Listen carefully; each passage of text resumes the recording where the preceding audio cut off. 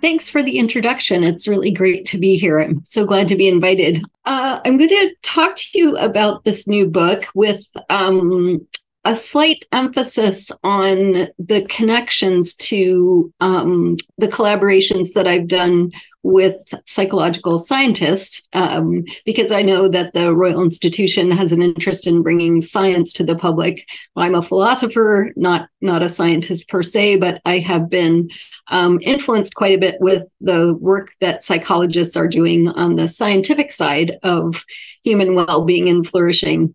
So I'll start with some starting points, some sort of starting assumptions, and then give you an overview of the different theoretical approaches that philosophers take to well-being. Then I'll tell you a little bit about the theory that I favor, which is in the background of the book that Lisa mentioned. And then I will finally get to some of the guidance that the theory provides for our lives. So first, starting points. Well, with any inquiry, you have to start somewhere, and I start with with a picture of a turtle, which I'll explain. But I really start with a picture of human nature that's fairly minimalist. The reason for the turtle is that I do have a character who appears throughout the book called Millicent the turtle. Millicent the turtle is my mother's favorite part of this book. So I thought I would give her some pride of place in my slides. The connection to turtles is that the most basic, minimal assumption that we can make about human nature is that we human beings, like turtles and dogs and cats and other animals, are goal-seeking creatures. So that's the starting assumption. We have that goal-seeking nature in common with, for instance, turtles, although for human beings, our goal-seeking behavior becomes much more complicated. So the way that the psychologist Colin DeYoung, who is my main collaborator lately, his term for this kind of goal-seeking behavior is cybernetic behavior. So a cybernetic organism is just a goal-seeking organism. All human beings are cybernetic organisms. We are not, of course, like the Terminator, living tissue over metal endoskeleton. We are tissue all the way through, but nevertheless, we are goal seekers. And I'm going to say a little bit more about the psychology of cybernetic systems, how these systems work, since that is my starting point in thinking about what human well-being is. So all cybernetic systems, from the absolutely most simple, like a thermostat, to the most complicated, like a human mind, have to contain these three elements: a goal, or sometimes called a reference value, but we'll stick to the word goal, a representation or a perception of the current state,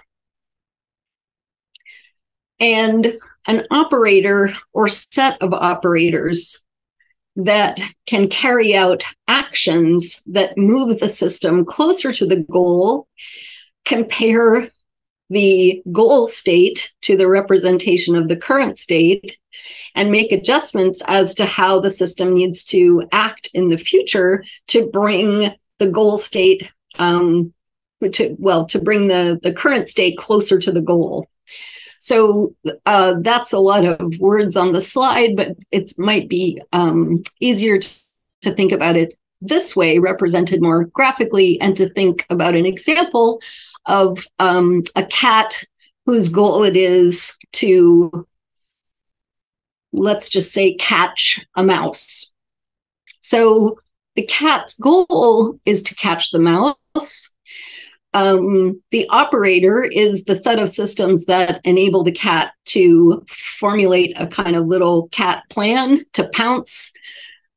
The output function is the action that the cat takes. That's the pouncing. There's outside influence, which is, in this case, the main piece of outside influence is the behavior of the mouse. How fast will it run? Impact on the environment is, does the cat catch the mouse, and what does it do with the mouse? Let's imagine the cat is fast enough, the mouse is caught.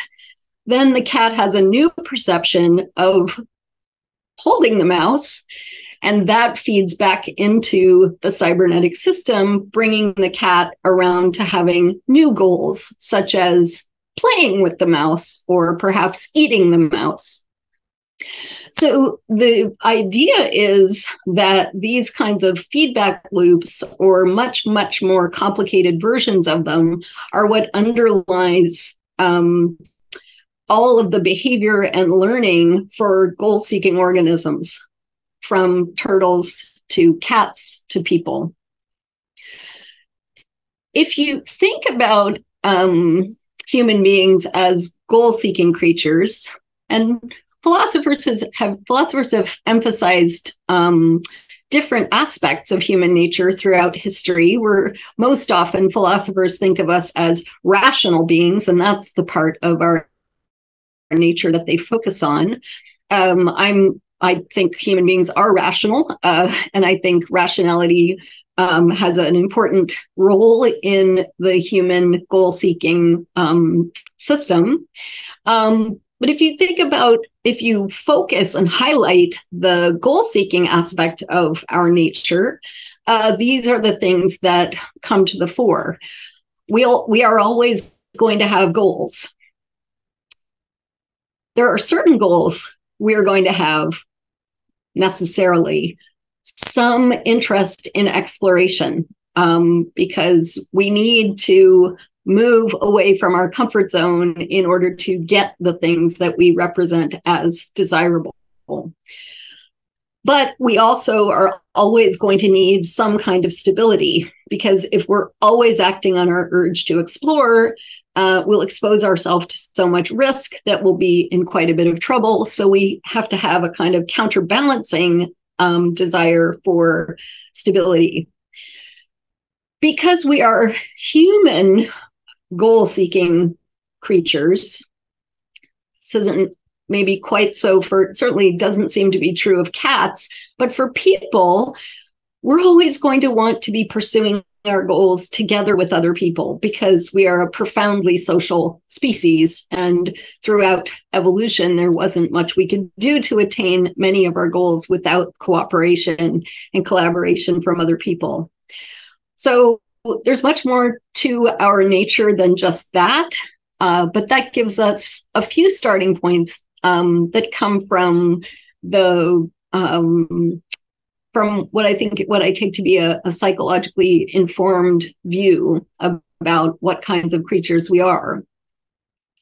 So what does that mean for human well-being? Well, the first thing to recognize is that human agents have multiple goals.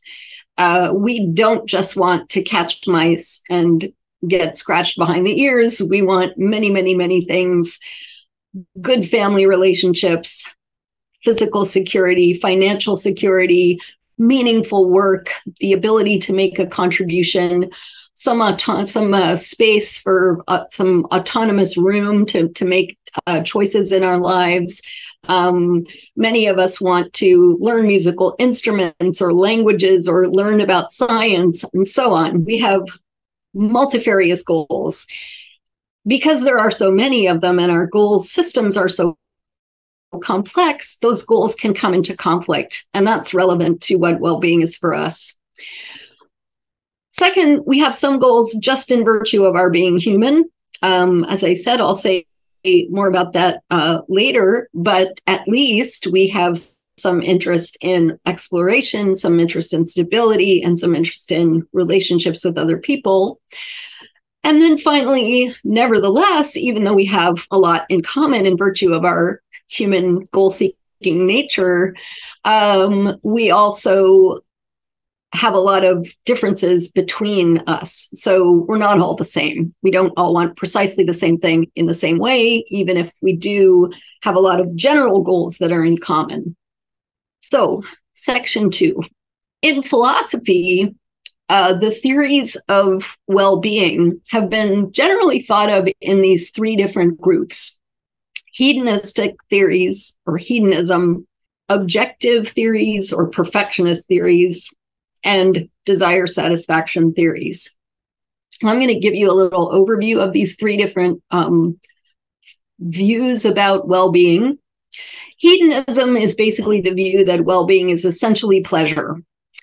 The well-lived life is the one in which you achieve the most pleasure and the least pain possible. That's all there is to it. So well-being is entirely a matter of how you feel. The hedonistic theory and philosophy has a lot of uptake in the psychological literature on well-being. So one of the things that psychologists measure when they're looking at well-being in individuals or in populations is positive affect, which is a kind of pleasant feeling, a set of pleasant feelings. So the problem with hedonism as a theory of well-being is that, to put it very bluntly, it seems like there are other goods besides pleasure. To put it in terms of goal-seeking, our goal-seeking nature, it seems very clear that pleasure, sorry, there's a typo on my slide. That should say pleasure is important, but it isn't our only goal. So sure, we do things for the sake of pleasure, and people generally do want pleasure in their lives. That is a goal. But we also often want to do things like run marathon races that bring a tremendous amount of pain, which isn't necessarily outweighed by the pleasure. The goal there is to accomplish something, not to experience pleasure. We want to have bonds with other people, which are not always reducible to pleasure. There are certainly people, and I would imagine some people in this audience, who want knowledge, who want to learn things, where the goal is the knowledge, not the pleasure that the knowledge brings, though it may also bring pleasure. So hedonism has some problems as a complete theory of what well-being is. The second kind of theory is these objective theories, or sometimes called perfectionist theories. And on this view, well-being is, on the perfectionist side, the excellent exercise of your human capacities. So what Aristotle thought is that a flourishing life is a life of virtuous activity, living a life in which you act on your virtuous character traits. Or the way some people think about it, the good human life is a life in which you achieve the objective goods for a human being. And those objective goods could include virtue, knowledge, and perhaps also pleasure.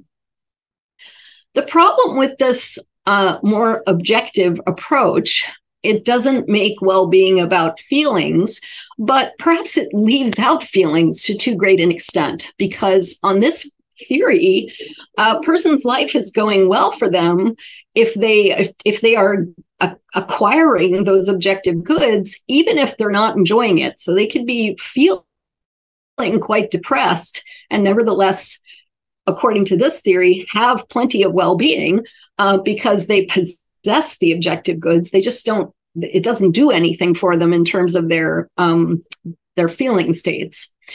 And that has seemed like a problem to a lot of people. There's also a debate in philosophy about whether the virtues really are good for the person who has them. It seems clear they're good for the rest of us, but it doesn't seem like every virtue redounds to the benefit of the person who possesses the virtue. So the third type of theory is desire satisfaction theory.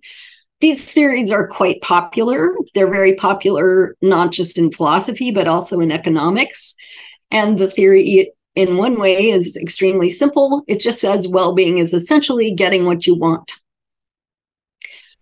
Fits well with the thought that human beings are essentially goal-seeking creatures. It's a theory that fits naturally with that, that perspective on what the important aspect of human nature is.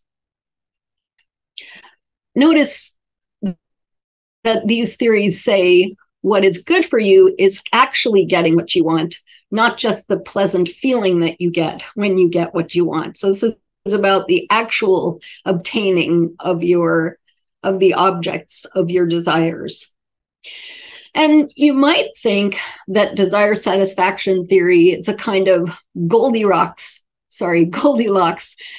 solution to the problem of how to theorize about well-being. You might think, well, the problem with hedonism is that it makes well-being only about how we feel. And the problem with perfectionism is that it makes well-being not enough about how we feel. But desire satisfaction theory says, well, how we feel is important to well-being, in part because we have desires to feel good, but it's also about what we do and what we accomplish. That said, desire satisfaction theory also has problems.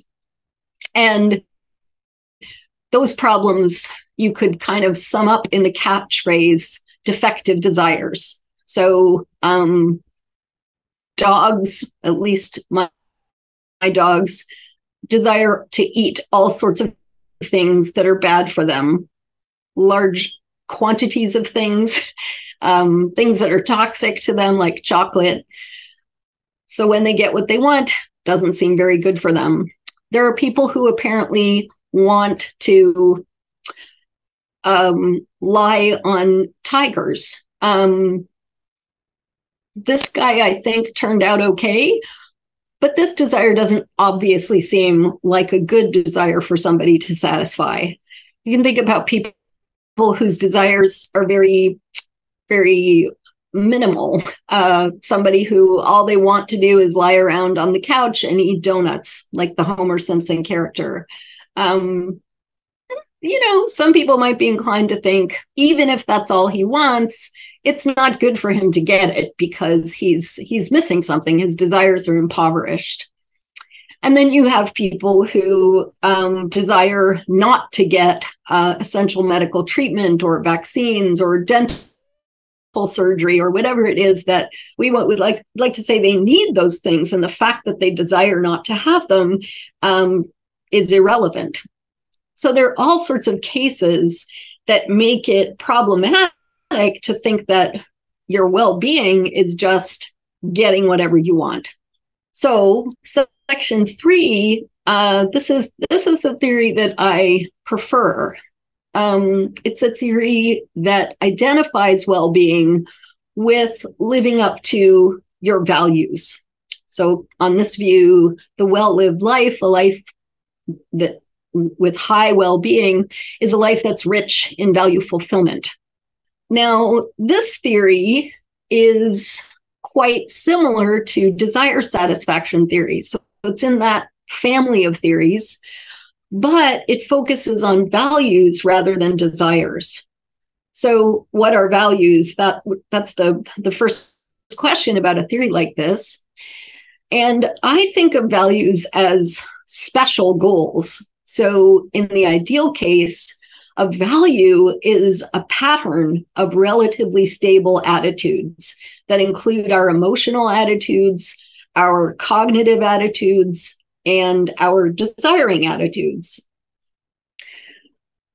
So for example, I think it's probably safe to say that most of us, people in this audience and me, value education. What that amounts to is that we have certain emotional dispositions towards education as a goal. We feel excited when we're learning new things, curious about new topics. We have certain cognitive attitudes towards education as a goal. We take it to be relevant to our planning. So we'll make time to attend a lecture or prepare a talk. We take ourselves to have reasons to do things that enable us to pursue that goal of education. We also have desires that are relevant to education. We just want to learn more, to read, to explore. And these different attitudes, these emotional and cognitive and desiring attitudes, are relatively stable, mutually supporting, and in fact reinforced by other goals that we have. So maybe when you attend a lecture, you tend to tell your friends and colleagues about it. Maybe some of the things you learn contribute to your career goals, that sort of thing. So that's what values are. To go back to the value fulfillment theory, it's the same basic idea as desire satisfaction theory, but it focuses on values rather than desires. And I think that because of that, it retains the advantages that desire theory has. So for instance, it respects individual differences between people. It doesn't treat us all the same because we might have quite different goals or different understandings of the goals we have. It also makes pleasure good, as long as if pleasure or pleasant experiences is one of your values, then it's good for you. But it doesn't make pleasure the only good, because most of us value other things besides pleasure. And the theory, I think, also has advantages of its own. So values are, I want to say, less likely to be defective in the way that certain desires can be defective. They aren't trivial, like Homer Simpson's desire to lie on the couch and eat donuts. Also, values can be evaluated. So we can criticize our values, and I'll say more about that in a minute. So we're not just stuck with whatever you happen to want, getting it is good for you, because we can take a critical perspective on our values. Finally, just one last advantage of value fulfillment theory coming from the science of well-being. This is a picture of Ed Diener, who passed away recently. He was really the father of positive psychology, that subfield of psychology that studies human flourishing and happiness. And when he was asked why subjective well-being is important, his answer is that subjective well-being is his concept. That's what he says he was studying. And he says the reason it's important is because people take it to be important and rate it as more important than money. So when we focus on values, we're focusing on the very things that people themselves find to be important in their lives. And I think that's a nice thing about the theory, and a way in which it's a philosophical theory that psychologists can easily take on board. So I mentioned earlier that values are not always ideal. I guess what I said was the characterization of a value that I gave you is an ideal characterization. Ideally, they integrate. When you value something, your emotions and desires and judgments are all harmonious. They're integrated and working together. But of course, people's values are not always ideal in that way. We can certainly have internal conflicts among those different psychological attitudes. So you can imagine a person, I've certainly, as a philosophy professor, I've frequently encountered students who tell me that they've always wanted to be a doctor, always wanted to do something that helps people. Those are their judgments. But then when they are experiencing life in their pre-med classes and they're actually thinking about the work, they realize that they just have an ick feeling about blood and the body. They find their biology classes boring. They're excited when they enter the philosophy class. I've seen this conflict. I thought that I was thinking I might change this example to something that wasn't to do with a college student. But then just last week, I had a doctor's appointment where my doctor was asking me, when did I know I wanted to be a philosopher? And he was asking me these questions. And I said, oh, and when did you know you wanted to be a medical doctor? And he got close to me and he said, I never did want to. It was my mother who wanted me to be a doctor. So that made me think that this example is maybe not just about students, but sometimes even about professionals. So the point of the example is that, and you can probably think about your own example that you've seen in your own life or in the life of a friend, we're sometimes psychologically conflicted about the things that we care about. Our psychological attitudes are not all rowing the boat in the same direction. It's sometimes also true that even if each individual value we have is fairly well integrated itself, that our values don't fit well together. So this may be kind of a silly example, but being a professional rock climber and a wedding ring hand model, these are not good goals to fit together in a single life, because the rock climbing will make your hands unphotographable and ruin your knuckles so you can't get the wedding ring past it. Lots of other kinds of examples make the point, and the most common one that people that probably comes to mind for most people is work-life balance issues. So you have ambitious career goals and perhaps ambitious parenting goals, and it's very difficult to do both of those things in the same life.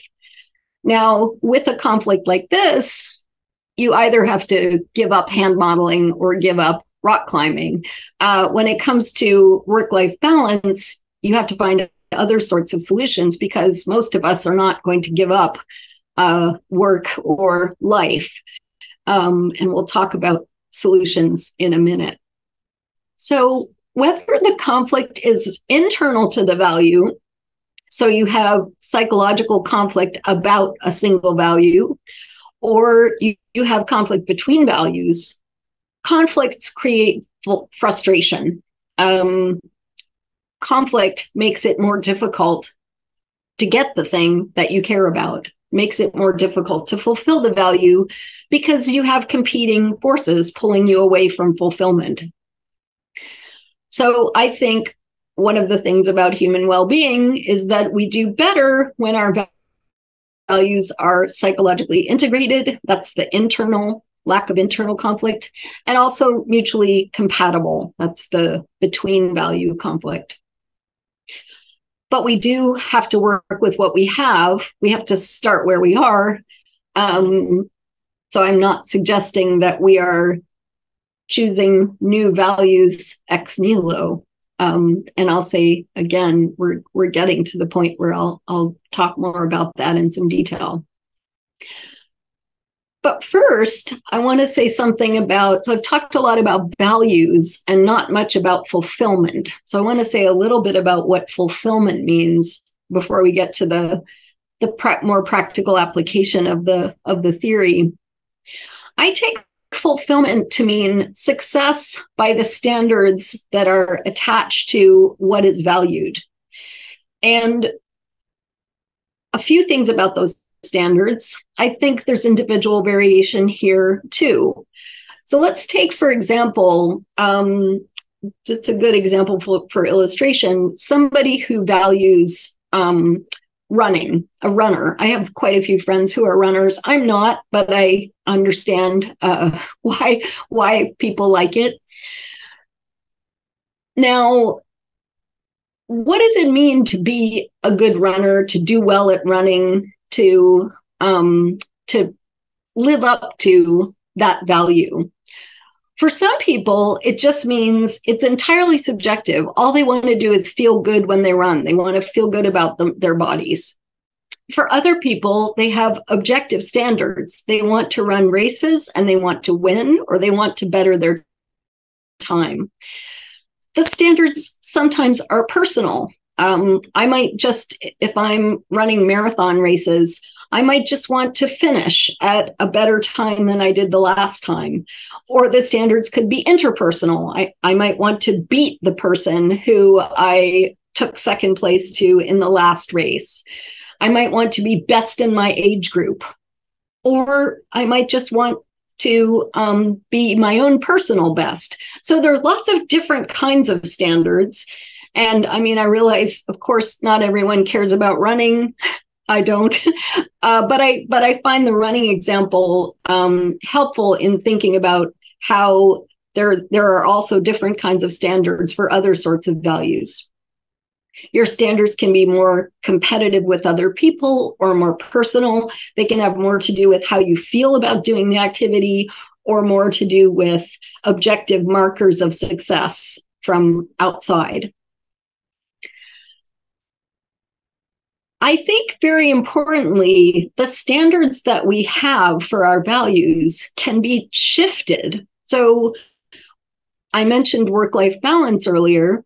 We often can't give up something we value. Most of us can't give up work. Most of us would be unwilling to give up family. But we can change the standards of success that we take to be attached to those values. We can modify what it means to us to fulfill the values. But there are limits. The standards are not always completely discretionary. There are some things that are just not up to you in that reinterpretive process. So you can't run the race backwards and still count as finishing. If you want to win, you have to do it in a certain way, and you actually have to get across the finish line before the other people. That's what winning is.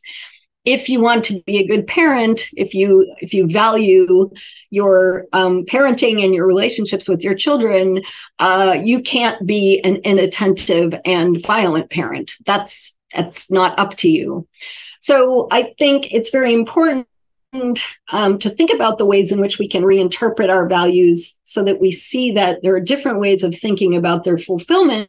But at the same time, it's not just a free-for-all. It's not the case that anything goes when we reinterpret our values. So going back again, just kind of summarizing about the theory, the best life for a person is a life rich in value fulfillment, one in which a person fulfills their important values over time, where fulfillment is facilitated by values that are psychologically integrated or harmonious, and also mutually compatible or reinforcing. So the kinds of recommendations that the theory generates are that you should know what you value, figure out how your values could be better for you, and then make plans and take actions to fulfill them. These steps to value fulfillment, these recommendations aren't necessarily some things you do in neat chronological order. In fact, I think knowing what you value and figuring out how your values could be better by making adjustments, those two things typically happen together.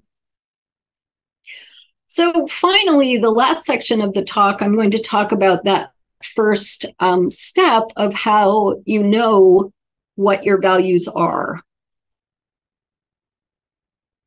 And let's start by remembering what we're ultimately looking for. So we're looking for goals that suit who we are individually and that integrate our psychology, our desires, emotions, and judgments. We're looking for goals that are not in conflict with each other and goals that we can actually be successful in over time.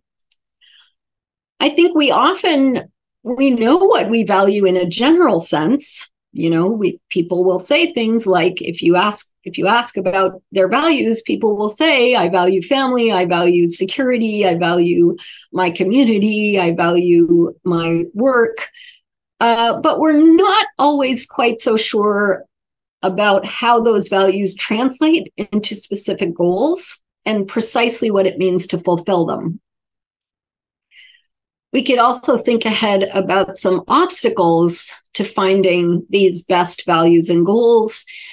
I think one obstacle is that we don't know ourselves as well as we think we do.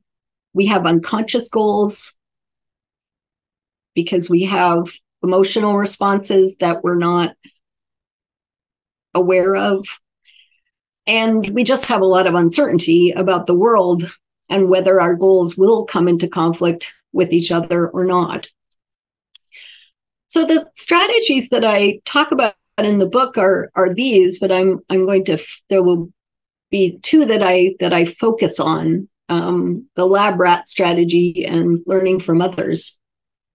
And let's start with the lab rat. So if you're a lab scientist looking at an animal and trying to think about what's good for it or what it's like, you would want to know first about the species. What are these creatures like? What do creatures like this need? But then you might also want to know, if you want to know what's good for this rat in particular, what is this creature like specifically? How does it respond to its environment? What does it enjoy? What does it hate? So on that first question, what are these creatures like? Looking at the human species, we can think again about human nature. Human beings, I think, in virtue of our being social and goal-seeking creatures, we have certain needs that are frustrated when they're not met. And these needs translate into values like the list here: competence, relationships, autonomy, vitality or pleasure, exploration, and security. I organized them in that way because they make a nice acronym, CRAVES, down the left-hand side, you can see. Now, three of these we've already talked about when I started out the talk with just thinking about human nature and the highlighting of our goal-seeking nature. Just from that, we get the goals of exploration and security. And from the fact of our being creatures who have always needed cooperation in order to achieve anything, we get the value of relationships.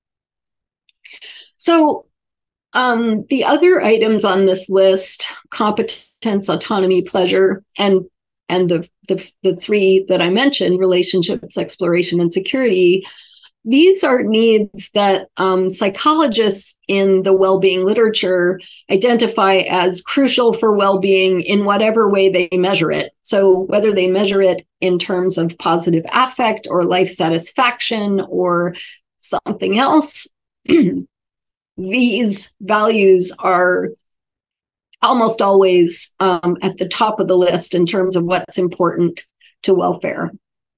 So it is good to know, when you're thinking about your own life, what are the values you're likely just kind of born with that are going to be a problem for you if you're not finding a way of meeting them in your life.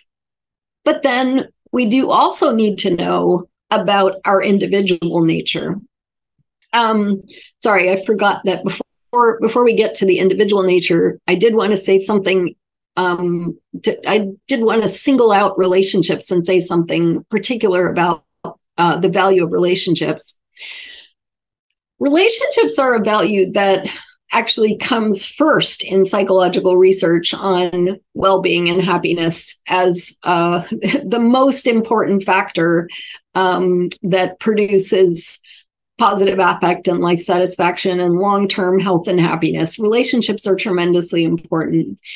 From the value standpoint, the reason relationships are so important is because not only do we value other people for their own sake, so I value my partner, I value my parents, my sisters, my friends, I value them as people.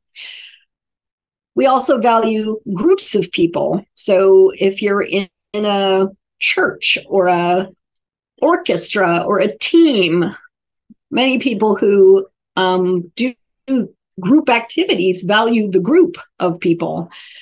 We also value the relationship. So a lot of people will say, I value my marriage. And of course, that's partly that you value your spouse, but you also value the relationship itself. People value qualities in themselves that make relationships better. So you might value being a good parent, being a good friend, being a good teacher. And those are values that are traits in yourself that benefit other people with whom you're in relationship. And then we even value activities and projects, where we're not valuing people directly, but we couldn't do those activities and projects if it weren't for other people. Education is a good example. Education requires people to write books that you can read and guest lecturers to come and give lectures, teachers to teach, publishers to publish things. Even running, my example from before, which seems like the most solitary activity you can imagine, the people I know who run, they join running clubs. They subscribe to running apps so they can talk to other runners about running. So our social nature and the value of relationships, I think, profoundly suffuses many, many of our other values. So relationships are really particularly important. And I think the reason I wanted to emphasize that is that sometimes when I talk about well-being as in terms of people being goal seekers and in terms of fulfilling our own values, it can sound very individualistic, but I don't think it is. I think it's only as individualistic as the values themselves are. And in fact, I think human values are typically not very individualistic. So that's so much for if you look at yourself as a human being and you think, what are human beings like? What kind of creature are we? But once you know what kind of creature you are in general, it's also useful to know what are you like in particular. If you're looking at a rat, you'd like to know, how does that rat respond to its environment? What's it enjoying? What is it not liking? You can think of yourself as a rat, as an individual, particular animal, and try to take a kind of outsider point of view, trying to look at yourself as if you were a scientist studying your life and ask yourself, well, how am I doing? What am I actually spending my time on? What does my behavior and my reactions to that behavior say about what's actually important to me? We can ask introspectively, what are my values? And then we can look and see how well does that system of values that I think is my system of values map onto the list of values that most human beings are going to have. We can try to think about our own emotional reactions to things and ask what's missing or what's not working. Think here, psychologists would suggest that some of the emotions that are particularly important are what one psychologist calls negative mystery moods. I love this phrase. And it's just a bad feeling that you can't obviously find the reason for. Where that negative mystery mood conveys something to you about your own attitudes towards the activity that you're engaged in. Boredom, I think, is like this. It's why the pre-med student who's bored in all of their science classes probably needs to think about whether a career in science is the right path for them. On the positive side, you can look to feelings of flow, which is that state in which you lose track of time and you're completely absorbed in the activity that you're doing. It's this great sense of freedom. Or feelings of unexpected joy. You suddenly try a new activity and you're just delighted with it. So we can try to look at ourselves objectively and think about what those reactions mean. We're only so good at that because typically we have a lot of narratives about ourselves that can dominate and make it difficult for us to take an objective point of view on ourselves and to learn things about ourselves by just trying to observe our own behavior. So another thing we can do is look to actual other people, our friends and family members, and people who've known us a long time, people who are relatively sensitive to our moods and who are good at communicating things to us about ourselves.